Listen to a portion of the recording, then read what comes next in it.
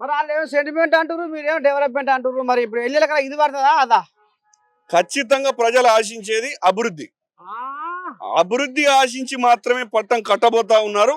ఇది ఖచ్చితంగా రేవంత్ రెడ్డి గారి నాయకత్వంలో రేపు యావత్ తెలంగాణ స్థానిక సంస్థలకు సూచిక కాబోతా ఉంది.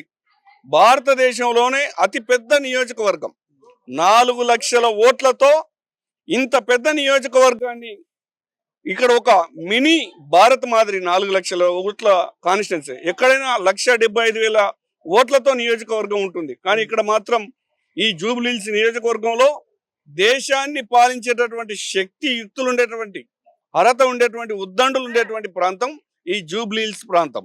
దాంట్లో భాగమైన ఈ షేక్పేట బడుగు బలైన వర్గాలు కష్టాన్ని నమ్ముకొని పనిచేసేటటువంటి ప్రజలు ఇక్కడ నివసిస్తూ ఉన్నారు.